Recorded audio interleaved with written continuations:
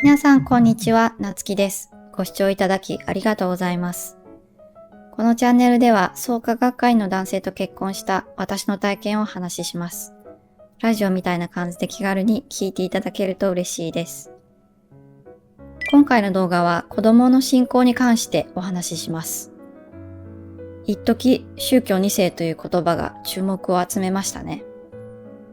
これはどちらかというと悪い意味で使われているような気がします。子供にとって親が宗教を信仰していることは果たして幸せなのでしょうか？今回はちょっとセンシティブな内容になるので、できるだけまろやかにお伝えできればと思います。YouTube のコミュニティのアンケートで入会時期をお尋ねしました。回答いただいた方ありがとうございます。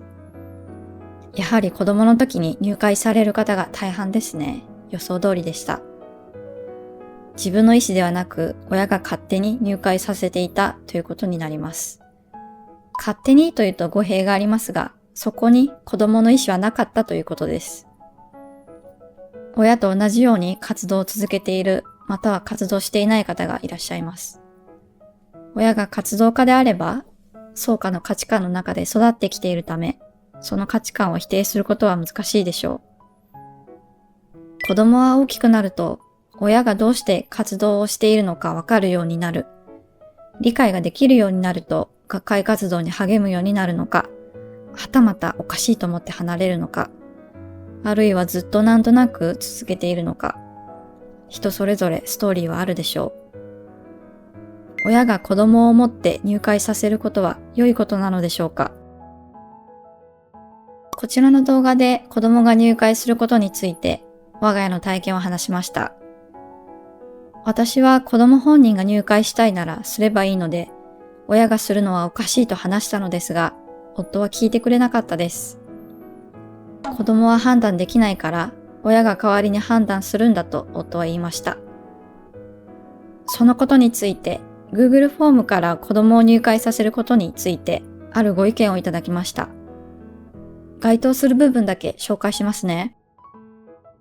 親が子に信仰を押し付けること、それは子に選択肢を与えることです。その意味で子が自分で判断できないから、親が代わりに判断するんだという旦那さんは正しいと思います。メッセージありがとうございます。押し付けることという言葉を使っているので、押し付けることと選択肢を与えることがイコールのように見えるので違和感があります。伝える方は選択肢を与えていると思っていますが、伝えられた方は押し付けに感じていたら、それは強制だと感じてしまうのではないでしょうか。赤ちゃんの時に入会して、親が信じしているから当たり前のように学会ありきの生活を送る。当たり前なので疑問にも思わない。大きくなるにつれて自分の家庭が他の家と違うことに気づく。うちの家おかしいのって。それとも、こんな素晴らしい教えを知らないなんてかわいそうって思いますか？赤ちゃんや子供の時に入会しても活動しなかった。でも大人になってから学会の教えや活動に目覚めて活動し始める人もいます。このあたりの話は別の動画で詳しくお話ししようと思います。未活だったけど活動を始めた方の話です。親が子供の代わりに判断する。これをいいように捉えれば間違った方向に行かないように道を与える。悪く言えば子供の意思は無視で、子供が拒否できるような年齢になる前に入会させておく。家庭それぞれで考えがあるので、どちらが正しいとは言えません。ちなみにうちの子供は入会していますけど、全く何もしていません。また創価学会とはどういう組織なのか分かっていないので、というか知ろうともしないし、学会員であることも知らないです。これから大人になったらどう思うか不安はあります。創価ユースメディアのある記事が目に留まったので、一部抜粋して紹介します。動画の概要欄にリンクを載せておきますので、全文を読みたい方はチェックしてみてください。私の両親は創価学会員であり、私も生まれてすぐに創価学会に入会した。幼い頃から両親と共に座談会などに参加してきた。地域の創価学会の方々は私を見るなりいつも温かく声をかけてくれ、自分の成長を心の底から喜んでくれた。それが子供ながらに嬉しかった。しかし小学生になると創価学会の活動で忙しそうな両親を見て一抹の寂しさを感じたことはある。そのことを両親にぶつけてしまうこともあった。両親はそんな思いもすべて受け止め、忙しい中でも家族でたくさんの思い出を作ってくれた。だからこそ愛されているという実感の中で幼少期を過ごすことができたと思う。幼い頃は両親が創価学会の活動で何をしているのかわからなかったが、自分も学会活動に励むようになると、両親が毎日懸命に地域の方々を励ましているのだと知った。そして地域の方々から大きく信頼を寄せられていた。そんな両親の生き方が私の生き方の根底にある。まさに信仰とは生き方、価値観であると思う。私は他者に尽くす、それが自分の目の前も明るくするという創価学会の生き方を心から誇りとしている。だからこそ我が子にもパパが大切にしていることをありのまま伝えたい。我が子に信仰を継承したいと願う理由がここにある。この方は3児のお父さんでお子さん3人とも入会させています。活動を強制しようと思ったことはないと書かれていました。尊敬する両親の姿を見て、人のために尽くす生き方を選び取ったと。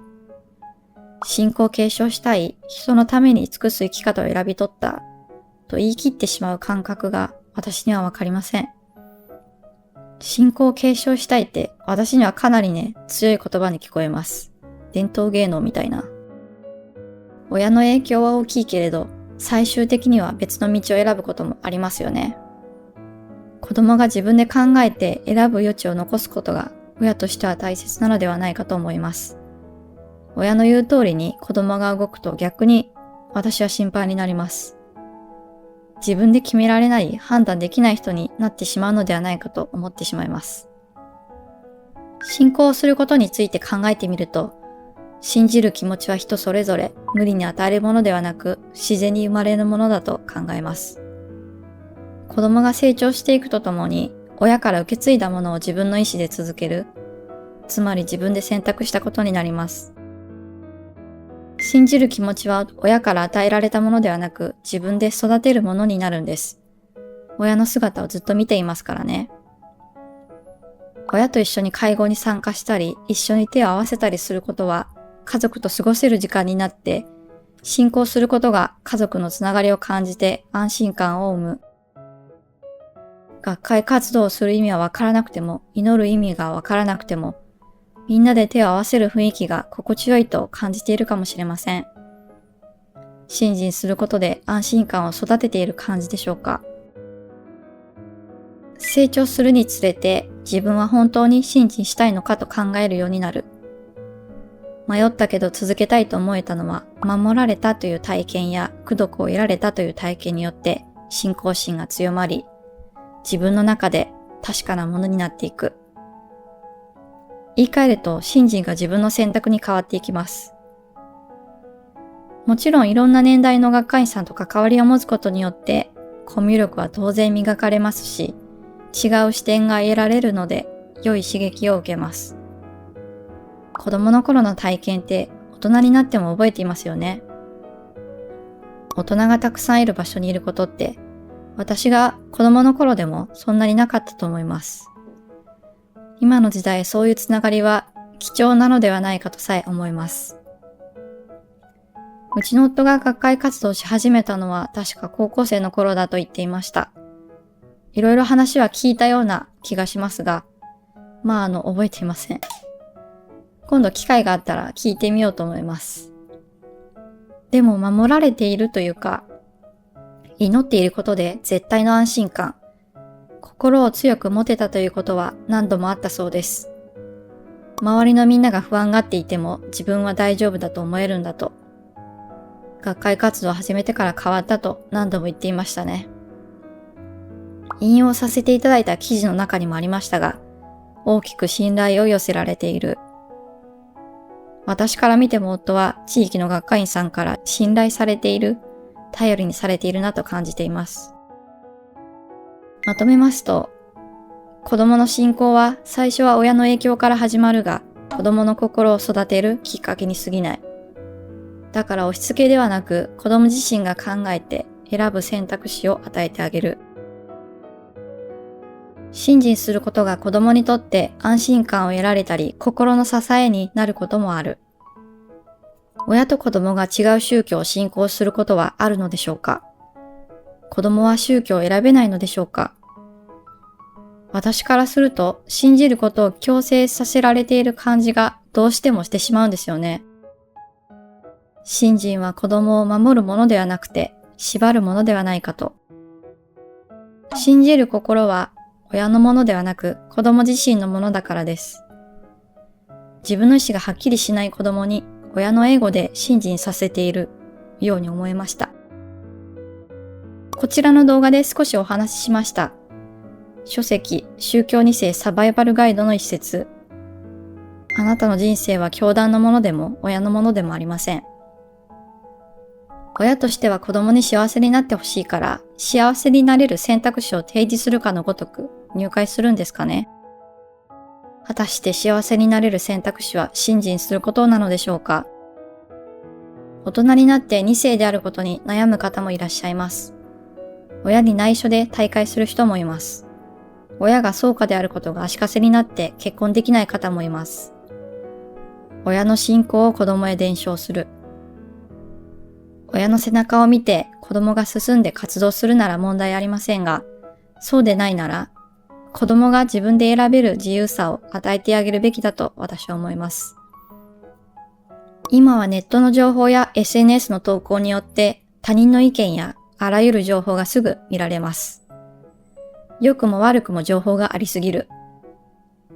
家族の意見だけではなく他人の意見がすぐ見えるようになって、創価学会に対する周りの意見もすぐ見えるようになって、親の価値観が全てではないと気づくきっかけになっているかもしれません。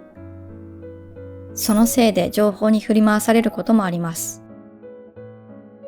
はっきりと言えることは、信心しないと、自ら働きかけないと何も起こらないということ。自ら祈らないと本当の功徳は得られないと夫は言っていました。